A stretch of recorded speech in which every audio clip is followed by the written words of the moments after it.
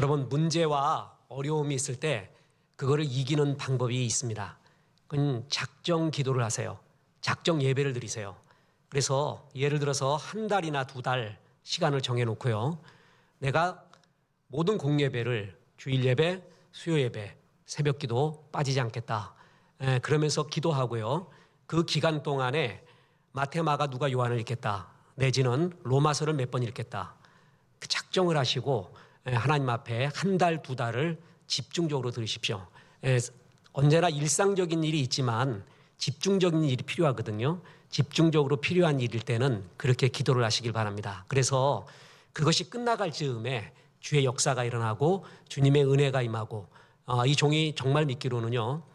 진짜 주의 영광 위에 구하잖아요. 하나님 정말 도와달라 그러고요.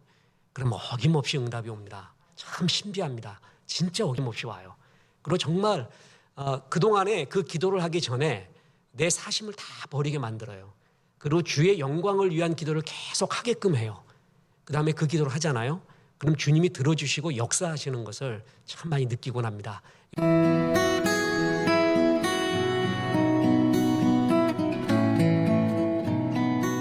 오늘 말씀의 주제는 삶이 불공평하다고 느낄 때라는 것이 오늘 말씀의 주제입니다. 그럼 저는 오늘 본문에 이런 성경 본문이 있다는 것이 얼마나 좋은지 모릅니다. 저는 이 성경의 이 솔직함, 그리고 하나님이 이런 것까지 말씀하는구나, 얼마나 통쾌한지 몰라요. 사람이 이렇게 기도를 하잖아요. 그러면 독이 풀어지고요. 이렇게 좀 마음의 위안을 얻는 경우가 많아요. 특히 저는 제 개인적인 거는 기도할 때 독이 좀 풀어져요. 그리고 좀 한 맺힌 게 풀어져요. 근데 성경을 보면서 느끼는 건 뭐냐면요. 비전이 솟아요. 그러니까 뭐냐니까 하나님이 주시는 새 힘과 이렇게 해라라는 거 있잖아요. 그런 힘이 솟는 게 성경이고요. 비전을 주고요. 또 살다 보면은요. 독이 쌓이고 어려움이 쌓이잖아요. 기도 때 그게 풀려져요. 그러니까 저는 개인적으로 그렇게 체험을 하는데 성경을 볼 때마다 우리 인생의 마음을 정말 정확하게 알고 있고 내가 질문하고 싶은 것이 성경에 다 나와 있구나라는 때가 있는데 바로 오늘 본문이 그렇습니다. 오늘 그 본문에 하나님 말씀에 아멘하고 주의 은혜가 임하기를 주 예수의 이름으로 축원합니다. 제가 많이 설교했던 것 중에서 미국 캘리포니아주 마운튼 휘트니 고등학교를 방문한 자리에서 빌 게이츠가 학생들한테 꿈과 희망을 가져라 이런 소리 하지 않고 이런 얘기했다 그랬죠. 인생이란 원래 공평하지 않다. 이런 현실을 받아들여라.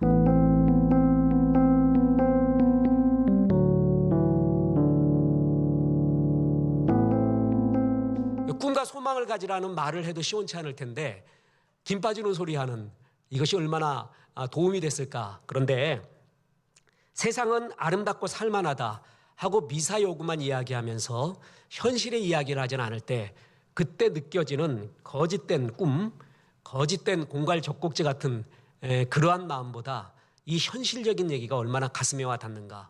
역시 대가답다 이렇게 느꼈습니다. 영화 속의 악당은요. 나중에 총 맞거나 악행이 낱낱이 파헤지면서 그리고 다 죽어가고 있어요.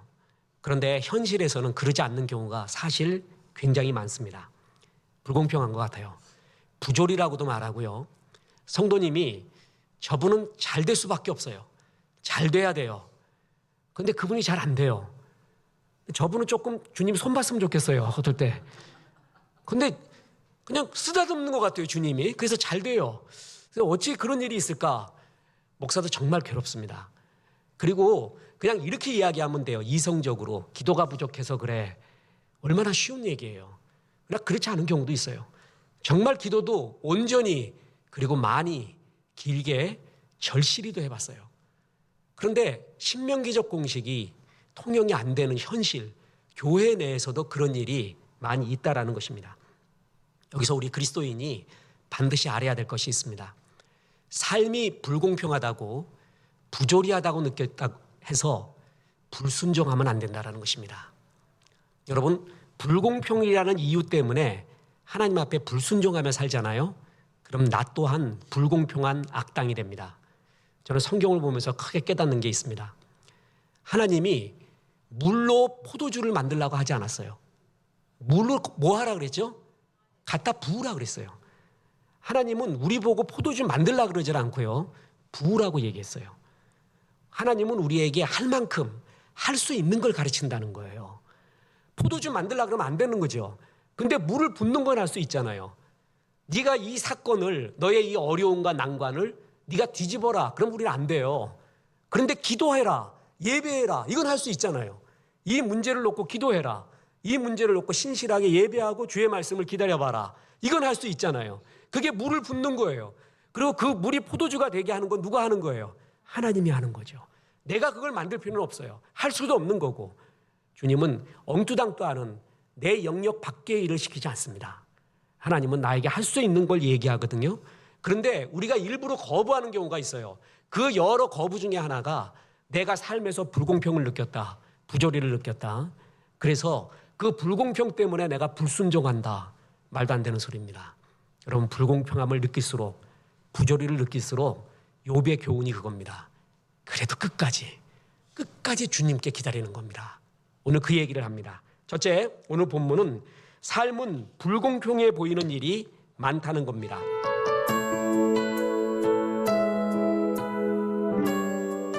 오늘 본문은 소발의 두 번째 발언과 그에 대한 욥의 답변이에요. 총 3번 말합니다. 엘리바스, 빌다, 소발이 한 번씩 얘기하고 욥이 답변하고, 두 번째 얘기하고 답변하고, 세 번째 예배하고 답변하거든요. 그런데 엘리바스가 제일 세련됩니다. 그런데 다음 주에 나오는 엘리바스의 말은 마지막 말이 나오거든요. 완전 꼰대입니다. 여러분, 나이 들어갈수록 어른이 돼야 되거든요. 근데 꼰대가 되면 안 돼요. 엘리바스가 점점 꼰대가 되는 걸 느껴요. 아, 어떻게 해야 꼰대가 되는구나, 어떤 게 진짜 어른이구나, 이걸 느끼는데, 좀 엘리바스, 빌다, 소발 중에서 제일 딸리는 사람이 소발입니다. 굉장히 혈기 있고요, 논리에도 안 맞고요, 그리고 성경에 이 똥이라는 표현이 있잖아요. 이거는 몇 번 안 나옵니다. 근데 소발이 오늘 그 얘기를 해요. 그러니까 참 이런 말까지도 하면서 뭐냐면은 자기의 논리를 이렇게 주장하는 경우가 있는데, 이 소발의 두 번째 욥에 대한 이야기의 핵심이 뭐냐면 악인은 반드시 벌을 받는다는 거예요. 그러니까 욥이요, 너는 왜 이렇게 고난을 받냐 하면 악인이기 때문에, 죄를 지었기 때문에 벌을 받는 거다. 하나님의 법에 의하면 악인은 반드시 벌을 받는다 이야기하니까 욥이 정말, 오늘 본문은요, 저는 신구약을 통해서 정말 이런 얘기도 하는구나, 하나님이 정말 통쾌했습니다. 박하사탕 그 자체였습니다. 그냥 뭐 까미가 부조리 얘기하고 사르트르가 얘기하고 사무엘 베케트가 뭐라고 얘기하는 것보다 오늘 욥의 입을 통해서, 하나님의 의인을 통해서 이 이야기를 듣는다는 것이 저는 얼마나 좋았는지 모릅니다. 욥은 하나하나 조목조목 반박합니다. 악인이 고난을 당한다고? 야, 내가 보기에는 악인이 지금 현실에서 잘 되는 현실이 너무 많다. 내가 너의 말에 전부 다 말해주마. 그러면서 인과응보라는 원리, 그게 이 우주의 모든 원리가 아니다. 그리고 하나님을 그 원리에 묶지 마라. 그게 절대 원리는 아니다. 그 원리를 벗어나는 일도 있다. 내가 증명하마 하면서요, 소발의 말을, 악인은 반드시 벌을 받는다는 말을요, 하나하나 조목조목 반박을 합니다. 근데 정말 기가 막혀요. 소발이 먼저 이렇게 말했어요. 악인의 즐거움은 잠시고 일찍 죽는데요. 보세요. 욥기 20장 5절에 악인이 이긴다는 자랑도 잠시요, 경건하지 못한 자의 즐거움도 잠깐이니라. 20장 11절에 그의 기골이 청년같이 강장하나 그 기세가 그와 함께 흙에 누우리라. 야, 악인이 이기는 것도 잠깐이야. 그리고 즐거움도 잠깐이야. 그 빨리 죽어 이랬거든요. 그러면 그 사람의 소발의 논리라면은요, 악인 중에는 노인이 없어야 돼요. 왜냐하면 악인은 빨리 죽잖아요. 그죠? 그런데 악인 중에는 노인이 없어야 돼요. 근데 욥이 보니까요, 노인 중에 악인이 되게 많더라는 거죠. 그리고 굉장히 강성해요. 나이가 들어서도 더욱더 강성하고, 그래서 늙어 죽는 사람이 많더라. 21장 7절 보세요. 어찌하여 악인이 생존하고 장수하며 세력이 강하냐. 야, 악인 빨리 죽는다 그랬지. 즐거움 일시적이라고 했지. 굉장히 오래 가는데 죽기 전까지 행복하더라. 이거 어떻게 설명할래? 또 악인의 자손은 불가피하게 재앙을 만난다고 소발이 얘기합니다. 보세요. 20장 10절에 그의 아들들은 가난한 자에게 은혜를 구하겠고 그도 얻은 재물을 자기 손으로 도로 줄 것이며 그의 아들들은 가난한 자에게 은혜를 구하겠고 뭐예요? 가난한 자보다 더 가난해져 갖고 적선한다 그 얘기거든요. 이에 대해서 욥은 그렇지 않습니다. 자기는 자식까지 잃었잖아요. 내가 그렇게 악인이었니? 난 그렇게 생각하지 않는데 나는 자식까지 잃었다. 근데 내 주변의 악인들을 보니까 자식들이 모두 안전하고 평화롭더라. 보세요. 21장 8절 9절. 그들의 후손이 앞에서 그들과 함께 굳게 서고 자손이 그들의 목전에서 그러하구나. 그들의 집이 평안하여 두려움이 없고 하나님의 매가 그들 위에 임하지 아니하며 의인이 누려야 할 평화를 악인이 대신 누리고 있다는 겁니다. 그러면서 또 악인의 행복을 말하면서요. 가축의 번성을 말합니다. 여러분 이때 구약에서 가축의 번성은 잘 되는 거, 재물, 현실의 승리를 말하거든요. 이거는 승리하고 축복된 의인한테 주는 주의 어떤 표상이었어요. 욥이 처음에 그랬잖아요. 그런데 욥은 다 뺏겼어요. 악인이 잘 되더라는 거예요. 보세요. 욥기 21장 10절에 그들의 숫소는 새끼를 베고 그들의 암소는 낙태하는 일이 없이 새끼를 낳는구나. 뿐만 아니라 악인은 가족과 함께 형통함을 누린대요. 마치 악인이 양떼를 내보내듯이 자녀들을 보내고 자녀들은 춤을 추며 소고와 수금으로 노래를 하고 피리를 불면서 한적하고 평화롭게 형통을 누린다는 겁니다. 자, 보세요. 21장 11, 12절에 그들은 아이들을 양떼같이 내보내고 그들의 자녀들은 춤추는구나. 그들은 소고와 수금으로 노래하고 피리 불어 즐기며.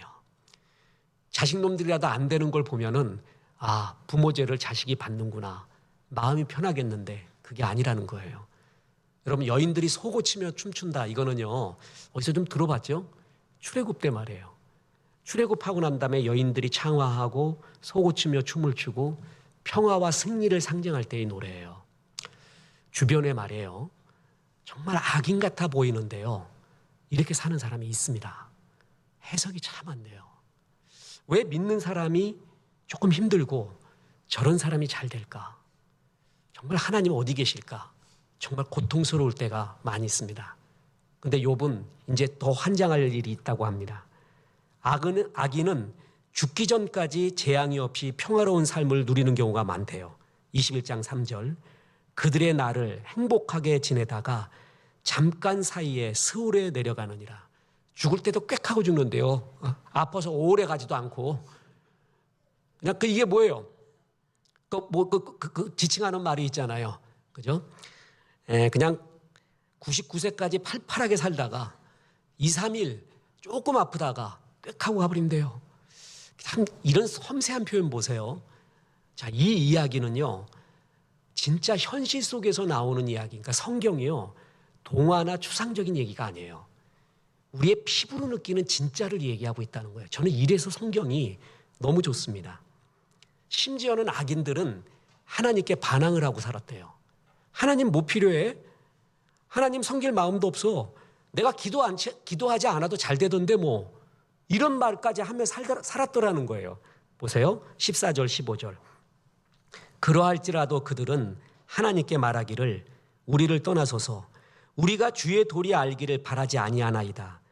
전능자가 누구이기에 우리가 섬기며 우리가 그에게 기도한들 무슨 소용이 있으랴 하는구나. 무슨 얘기인지 아시겠죠? 얼마나 이런 반항적인 말을 하고요. 이런 말하면 당장에 벼락이 내려야 되잖아요. 벼락이 안 내리더라는 거예요. 이게 어찌 된 거냐는 거예요. 참 이 욥기에서 나오는 특히 21장에서 나오는 욥의 이야기 있잖아요. 저는 이제껏 목회를 하면서요. 그리고 책을 수없이 보면서요. 이 이야기 갖고 강의하거나 설교한 적을 들어본 적이 없습니다. 왠지 아세요? 목사님들한테 되게 불리한 얘기예요. 이게. 왜냐하면은 기도하면 하나님이 들어준다고 역사가 일어난다고 자꾸 이 얘기를 해야 되는데 완전히 반대의 이야기를 하잖아요. 이게 참 괴로운 얘기입니다. 정말 환장하는 얘기예요. 환장하는 얘기. 그럼 이거 어떻게 설명해야 돼요? 빌닷은 일찍이 악인은 등불이 꺼지고 빛이 어두워질 거라고 말했는데 여기 보니까 점처럼 안 꺼지더래. 저놈의 횃불은 그냥 휘발유가 아니라 어디에 닿았는지 죽어도 안 꺼지더래요. 좀처럼 재앙이 빨리 임해야 되는데 임하지 않더라는 것입니다. 자, 이 정도 되잖아요. 그러면 끝까지 인과응보를 말하는 사람은 마지막 카드가 있습니다. 히든 카드. 그게 죽음이라는 거예요. 그의 죽음은 비참하다. 이렇게 말하고 싶거든요. 욥은 그 얘기까지 꺼냅니다. 죽음은 평등하더라. 악인이나 의인이나 비스무리하더라. 그거 갖고 말하지 마라. 자, 예를 들어 보세요. 악인으로 살았어요. 편하게 살았어요. 그러니까 하나님이 마지막에 병들어 죽게 해요. 사고로 죽게 해요. 그거 봐라, 악인의 최후가 그렇지라는 말은 예수 믿는 사람한테도 통하잖아요. 솔직히 말해봐요. 그래요? 예수 믿는 사람도 교통사고장에 죽잖아요. 등산 가다가 야유회 갔다가 떨어져 죽기도 하잖아요. 병들어 죽기도 하잖아요. 야, 성경이 얼마나 진실한 줄 아세요? 얼마나 솔직한 줄 아세요? 전 이거 보고 통쾌했어요. 그렇구나. 하나님은 현실을 정확하게 알고 계시는구나. 그리고 하나도 숨기지 않는구나. 자, 보세요. 21장 26절에 이 둘이 매 한 가지로 흙 속에 눕고 그들 위에 구더기가 덮이는구나. 악인이건 의인이건 그렇게 죽어서 다 구더기 덮이는 거야. 죽음 갖고 그 사람의 악인의 최후, 의인의 최후를 말하지 마라. 죽음의 과정, 그리고 죽음 이후에 그들이 얼마나 욕먹나 봐라? 아니야. 악인이 죽었는데 영화롭게 계속 이름이 남겨지는 경우도 있더라. 그 얘기도 해요. 자, 죽는 과정까지 비슷하다고 쳐보자. 그러나 하나님 살아계시면 악인의 최후, 그 끝에는 비참하게 그들을 욕하리라. 봐라, 심판이 임한다. 이렇게 말하면 얼마나 좋겠냐 말이죠. 그들이 죽은 후에도 영예롭더라 이거예요. 여러분, 이것까지 솔직하게 말해요. 얼마나 성경이 솔직합니까? 보세요. 31절에서 33절. 누가 능히 그의 면전에서 그의 길을 알려주며 누가 그의 소행을 보응하랴. 그를 무덤으로 메어가고 사람이 그 무덤을 지키리라. 그는 골짜기에 흙덩이를 달게 여기리니 많은 사람들이 그보다 앞서갔으며 모든 사람이 그 뒤에 줄지었느니라. 자, 악인이 악한 일을 해도 보응을 받지 않는 듯한 현실이 있었고요. 오히려 악인이 죽으면 사람들이 무덤을 지키고 무덤의 흙을 덮어주더라 이거예요. 뿐만 아니라 여러 조문객들이 악인을 따르고 있다는 거예요. 그래서 악에도 불구하고 죽음을 통해 수치는커녕 더 큰 영예를 얻고 있더라 이거예요. 자, 자식이 안 되리라? 자, 악인은 잠깐의 기쁨이라고 굉장히 오래 가던데 죽음이 비참할 거라고? 아니야. 9988-234야. 99세까지 팔팔하게 사다가 2, 3일 꽥 하고 죽더라는 거니까. 그러면 자손들이 안 된다고 되게 잘 되던데. 그리고 그 자손들이 얼마나 유려하게 춤추고 사는 줄 알아? 죽은 다음에 비참하게 명예가 떨어진다고? 아니야. 조문객 더 많던데. 여러분, 참 얼마나 적나라하게 말하고 있습니까? 그죠? 그러면서 악인이 반드시 심판받는다. 현실적으로도 보응받는다. 그럴 수 있지. 그러나 그것을 갖고 전체를 이야기할 수는 없어. 절대적이라고 말할 수는 없어. 참 우리가 괴로울 때가 있대요. 목사도 성도도 괴로울 때가 이게 바로 부조리거든요. 이게 바로 불공평이에요. 현실에서 이걸 느낄 때예요. 그런데 현실은 이런 일이 있다 없다? 많다라는 거예요. 있을 정도가 아니라 많이 있습니다. 성경은 이걸 적나라하게 말하고 있다는 것이죠. 전 그래서 성경이 좋습니다. 그래서 성경 볼 때마다 속이 시원해집니다. 그리고 정말 웃음이 납니다. 시지프스 진화에서요. 인간에게 신이 내린 최고의 형벌이 인간이 교만하다고 시지프에게 죽이지를 않고 무의미한 일, 부조리한 일을 끝없이 반복하게 해. 그래서 돌덩이 떨어뜨리고 올라가게 하고 돌 떨어뜨리고 올라가게 하고 그에 대한 해결책으로 부조리를 끝내려 하지 말고 부조리를 끝낸다는 건 죽는다는 거예요. 끝까지 저항하라. 신은 나한테 벌을 내렸지만 난 끝까지 들고 올라가리라. 신이 나를 죽이려고 이 벌을 내렸지만 나는 끝까지 올라가는 저항으로서 그 신의 제우스의 의지를 꺾고 다시 자유와 열정을 찾으리라. 되게 멋있는 말을 해요. 그게 반항이래요. 근데 세상에 그럴 사람 몇 명이나 됩니까? 무의미한 일을 계속 반복되는 일 속에서 그걸 끝까지 버틸 사람이 몇 명이나 됩니까? 그리고 그 일을 하면서 반항을 하면서 행복을 느끼는 사람 몇 명이나 됩니까? 전 정말 아니라고 봅니다. 그건 답이 아니에요. 부조리를 발견한 것까지는 좋아요. 그래서 인문학은 명답 정도고요. 성경이 정답이라는 거예요. 정말 이건 중요한 거예요. 성경은 이 부조리를 외면하지 않습니다. 하나님의 나라가 지배하는 곳에는 이런 일이 없다고 말하지 않는다는 거예요. 이런 일이 있을 수 있다는 것을 욥을 통해서 충분히 말해주고 있다는 것입니다.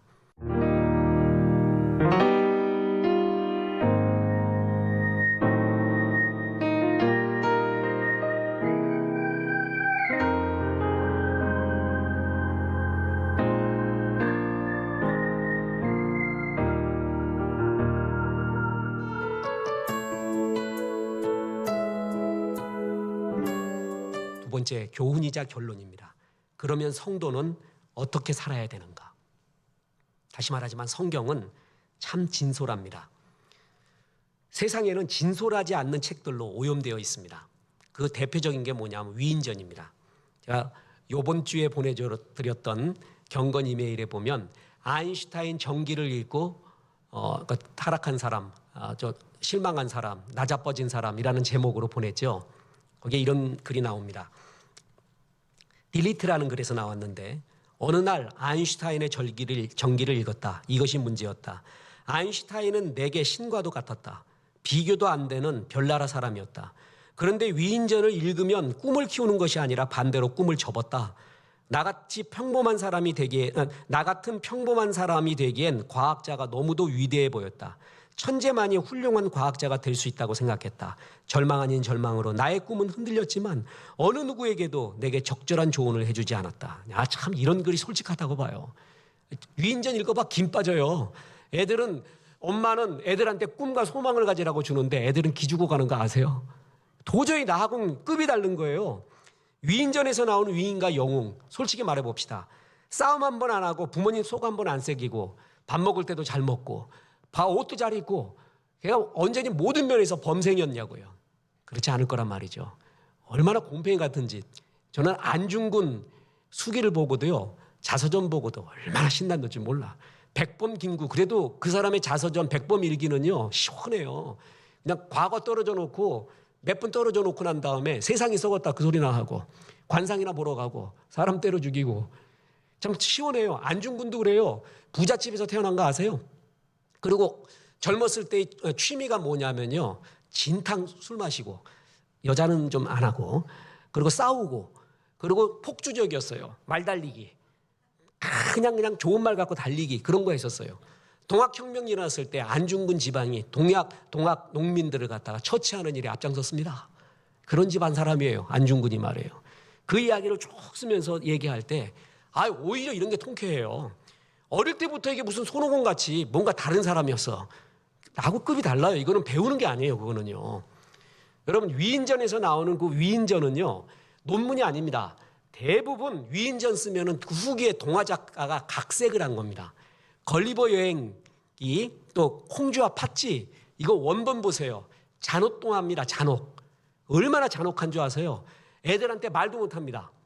그 팥쥐가 어떻게 죽었으며 팥쥐 엄마가 어떻게 죽었으며 이런 얘기요. 원본 그대로 말도 못해요. 그런데 이렇게 놔두면 안 되겠거든요. 그래서 후기의 동화 작가가 계속 각색을 한 거예요.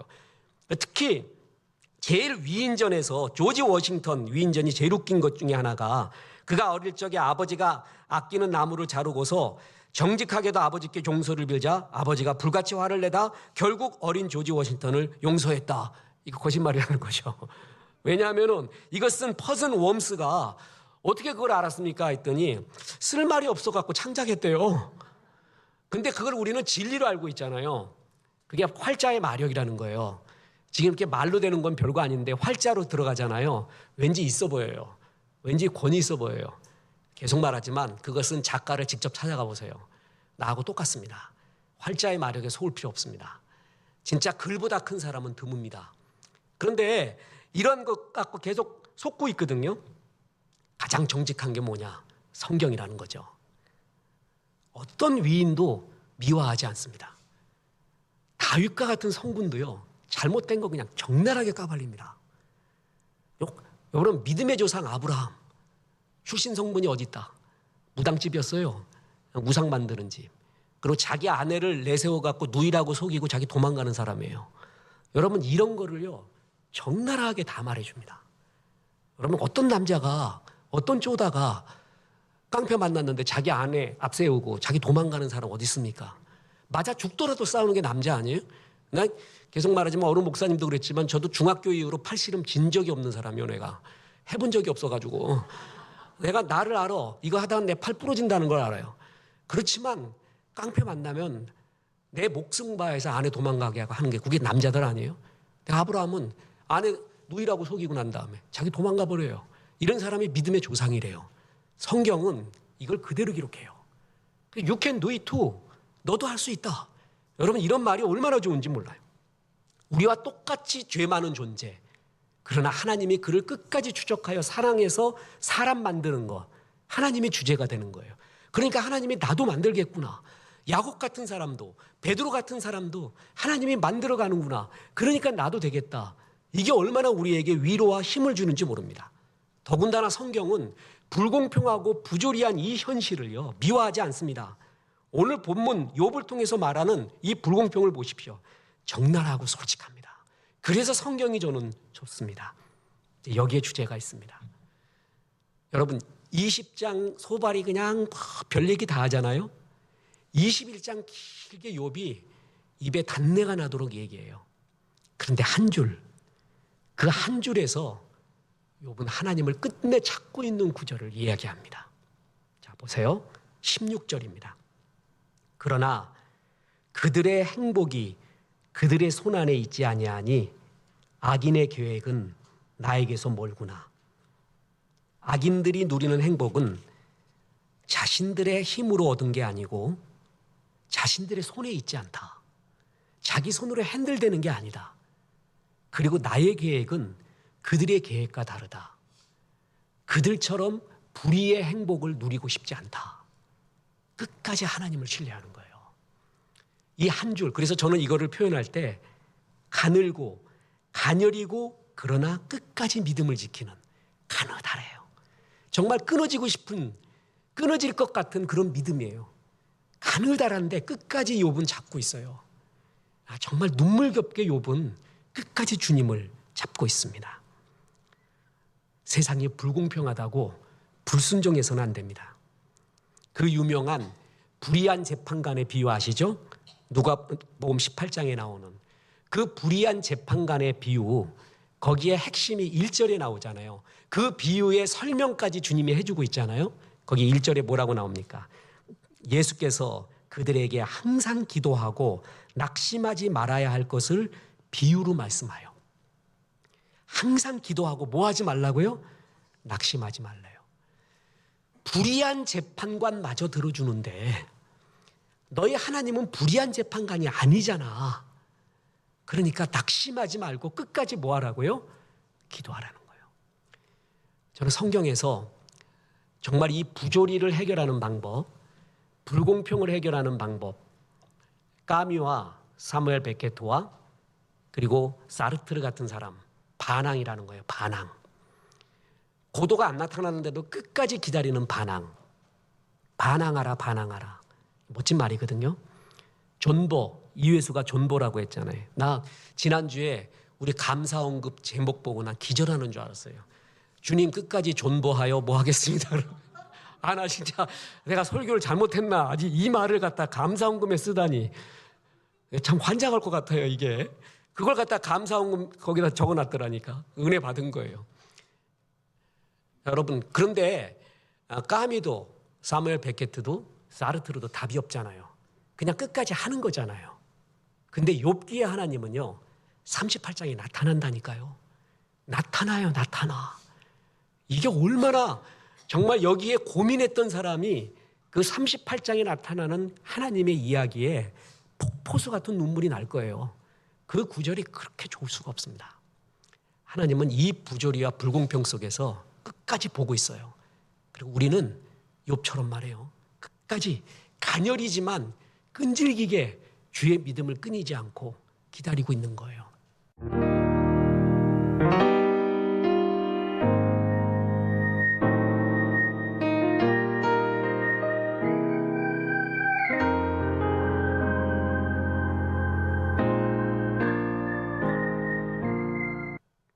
조엘 오스틴이라는 사람이 있습니다. 그 사람이 쓴 그 유명한 긍정의 힘은 어느 목사님들에 의해서는 금서가 됐습니다. 보지 말라고요. 저도 거기에 굉장히 찬동하는 입장입니다. 왜냐하면은 하나님을 뺀 긍정이 너무 많아. 하나님 안에서의 긍정이 중요한데 하나님 없는 듯한, 하나님이 없어도 긍정의 힘으로만 사는 듯한 그런 이야기가 너무 많아가지고 조심해야 될 것은 많이 있습니다. 그러나 삶의 간증 있잖아요. 거기에 나오는 간증은 취사 선택해서 들을 수 있다고 봅니다. 저는 그 긍정의 힘에서요, 조엘 오스틴이 자기 어머니 아버지 이야기하는 게 제일 감동적이었습니다. 이분이 왜 그런 긍정이라는 말을 하게 됐는지 어머니 아버지 때문이에요. 어머니 아버지가요, 삶의 불공평을 철저하게 느꼈던 사람입니다. 그런데 어머니 아버지가 그 아들 조엘 오스틴에게 한 번도 삶이 불공평하다, 그리고 부조리하다로 한탄하거나 그러지 않았다는 거예요. 우리 어머니는 소아마비를 앓으셔서 지금도 한쪽 다리가 짧으시다. 그러나 어머니는 하나님, 불공평합니다. 왜 제게 이런 일이 일어나야 하는 거죠? 라는 불평을 한 번도 하지 않으셨다. 어머니는 언제나 활기찬 삶을 사셨다. 1981년에 말기암 진단을 받으셨을 때도 결코 무너지지 않으셨다. 내 신세가 참으로 처량하구나. 도대체 이유나 알았으면 좋겠어. 소아마비에 이번에는 암이라니. 왜 나는 항상 이 꼴이지? 결코 이렇게 말씀하시지 않으셨다. 조금도 흔들리지 않고 믿음으로 선한 싸움을 싸우셨다. 한 번의 푸념도 없이 오직 믿음의 승리의 말만 하셨다. 어머니는 자신을 희생자가 아닌 승리자로 보셨다. 그러니 하나님이 어머니에게 승리가 아닌 패배를 주실 수 없었다. 우리 아버지도 찢어지게 가난한 집안에서 태어나셨다. 하나님, 왜 저를 이토록 가난한 집안으로 보내셨나요? 저희 집은 미래가 없습니다라고 투덜댈 만한 상황이었다. 하지만 아버지는 불평하지 않으셨다. 집안 형편을 실패감이나 자신 연민에 빠지기 위한 구실로 삼지 않으셨다. 아버지는 자리에서 일어나 미래를 향해 나가셨다. 17세의 어린 나이에 목회를 시작하셨을 때는 교회 건물도 없어서 길거리와 요양소, 감옥, 구치소 등 발길 닿는 데로 다니며 말씀을 전하셨다. 당연히 차도 없어서 어디를 가시든 걷거나 얻어 타셨다. 이런 상황에서도 움츠러들거나 불만을 토로하지 않으셨다. 아버지는 주저앉지 않고 계속 앞으로 나아가셨다. 엄마 아버지가 이걸 본 거예요. 그러니까 자식이 그게 내면화되는 거예요. 여러분, 이게 자녀에게 줄 수 있는 최고의 선물은 굿 메모리, 최고의 기억입니다. 그 기억 중에 최고의 기억이 뭔지 아세요? 신앙의 기억이에요. 우리 어머니 아버지는 진짜였어. 진짜였어. 진짜 우리 어머니 아버지 보면 하나님 살아계신 게 느껴져. 우리 어머니 아버지 예수 잘 믿는 것 같고 기도할 때마다 하늘 날아가고, 기도는 대포 기도요, 찬송은 핵폭탄 찬송인데 엄마 사는 거 보면 너무 세속적이야. 말하는 거 보면 확실하게 세속적이야. 확실하게 날 죽여. 내가 만약에 결혼하게 되면 우리 엄마 같은 사람 절대로 내 아내로 돌아오지 않을 거야. 맞지 않을 거야. 우리 아빠는 더해. 완전 폭력적이야. 저럴 수가 있나? 여러분, 그렇게 된다면 어떻게 되겠습니까? 여러분, 엄마 아빠가 정말 신앙인인 거를 가슴에 품는 사람이 있습니다. 이게 진짜 교육이죠. 조엘 오스틴은 목사님은 거기서 배운 거예요. 여러분, 연약함이, 우리의 나약함이 진실을 만날 때 그때가 추억이 만들어집니다. 여러분, 추억이라는 거는요, 굿 메모리라는 거는요, 힘이 있을 때 만들어지는 게 아니에요. 힘이 있으면 지릅니다. 인생에서 참 아름다운 게 뭔지 아세요? 그리움이고 애틋함이에요. 근데 힘이 있잖아요. 그럼 그리울 틈이 없어요. 질러버려요. 애틋하게 사모하지도 않아요. 그냥 질러버려요. 근데 힘이 없잖아요. 그럼 그리워하고 애틋해요. 그런데 그 나약함이, 어려움이 진실을 만나잖아요. 그럼 아이들한테 제일 먼저 새겨집니다. 아들이, 딸이 참 갖고 싶은 게 있어요. 아버지가 사줄 수가 없어요. 너무 안타까워요. 아들아, 딸아, 내 팔 하나를 빼서라도 너에게 그걸 사주고 싶은데 내가 힘이 없구나. 그거를 딸이 알아요. 아들도 알아요. 아빠의 마음을. 딸이 오히려 아빠를 위로해요. 그리고 딸이 그렇게 성숙되는 걸 보고 아버지가 기뻐 죽어요. 그 나약함이 진실을 만날 때, 그리고 하나님 안에 있을 때 그게 추억이에요. 그게 일생에서 지워지지 않는 그리움과 애틋함입니다. 고난이 결코 나쁜 것만은 아닙니다. 저는 고난의 이유를 잘 모르겠습니다. 여러 교훈적 이유는 있지만 우리가 어떤 이유에서 그런지 잘 모를 때가 있습니다. 그러나 욥과 같이요, 이 부조리에 대한 답, 그건 뭐냐면 신실한 예배입니다. 그냥 부르짖는 기도입니다. 도와달라는 기도예요. 욥이 결국 그걸로 끌고 나가는 거예요. 끝까지. 간열이잖아요. 그 긴 말 중에 한마디 믿음의 말, 주님 잡는 말, 현실이 이렇다라는 걸 분명히 얘기하지만 우리는 그거밖에 없습니다. 도와달라는 겁니다. 그러면서 이 고난 가운데도 내 자식들에게 진실을 보내는 거예요. 아버지의 붉은 마음, 엄마의 붉은 마음을 보여주는 거예요. 애들이 그걸 느껴요. 그때가 가장 강력한 추억과 힘이 그때 생기게 됩니다. 여러분 돌아보세요. 눈 감아 보면 우리 어머니 아버지가 뭐가 떠오르죠? 나약할 때, 힘들었을 때, 그러나 진실이 있었을 때 아니에요. 그게 만날 때 아닙니까? 우리의 고난을 하나님, 내 자녀에게 나의 진실과 나의 가장 사랑하는 마음을 보여줄 수 있는 기회입니다. 그래서 우리 아버지와 어머니 힘은 없었지만 날 진실로 사랑했어. 그것처럼 좋은 답변은 또 어디 있겠습니까? 다시 말합니다. 인문학에서는 답이 없습니다. 근데 성경은 하나님이 나타나요. 욥기 38장에 진짜 나타나더라고. 하나님 반드시 응답합니다. 언제가 될런지 또 어떤 방법이런지 모르겠습니다. 여러분 용기 내십시오. 힘을 내십시오. 그래서 끝까지 주 앞에 부르짖읍시다. 욥처럼 말해요. 그리고 욥기 38장에 위대한 역사 일어나기를 주 예수의 이름으로 축원합니다.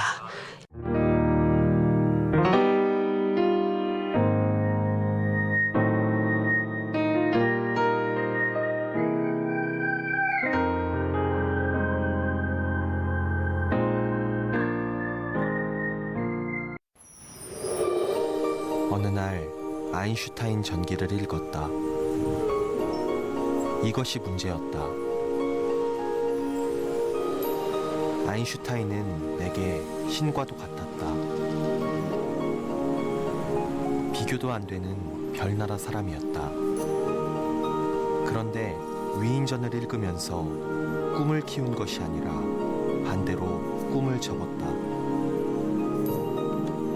나 같은 평범한 사람이 되기엔 과학자가 너무도 위대해 보였다. 천재만이 훌륭한 과학자가 될 수 있다고 생각했다. 절망 아닌 절망으로 나의 꿈은 흔들렸지만 어느 누구도 내게 적절한 조언을 해주지 않았다.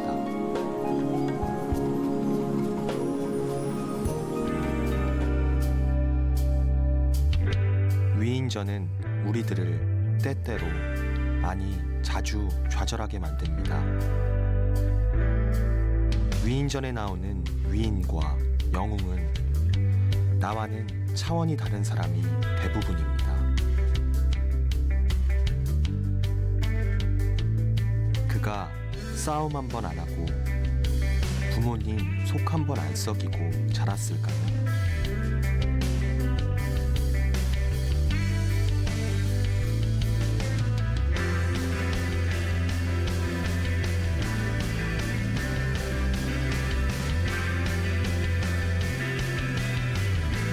우리들이 어릴 적 읽은 위인전은 객관적, 보편, 타당성이 있는 사실에 근거한 논문이 아니라 동화 작가들이 쓴 것이 대부분입니다. 교훈을 주기 위해 쓴 것이죠. 따라서 사실이 아닌 만들어낸 허구의 이야기가 많습니다. 미국의 초대 대통령인 조지 워싱턴의 일화가 그 대표적입니다. 그가 어릴 적에 아버지가 아끼는 나무를 자르고서 정직하게도 아버지에게 용서를 빌자 아버지가 불같이 화를 내다 결국 어린 조지 워싱턴을 용서했다는 일화만입니다. 미국의 위인전 작가인 퍼즈 넘스는 조지 워싱턴의 이 일화에 대해 위인전을 쓰다가 쓸말이 없어서 창작한 것이라고 말했습니다. 위인들도 영웅들도 우리들과 똑같은 실수를 하고 연약하고 죄악이 많은 존재들입니다.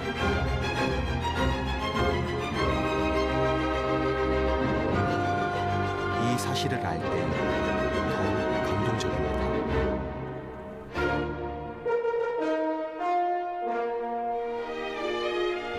가장 정직한 책은 성경입니다.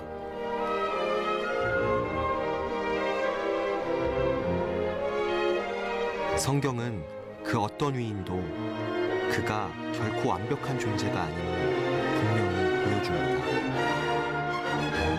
우리와 똑같이 죄 많은 존재.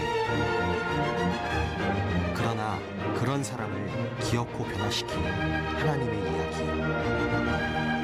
그것이 성경입니다.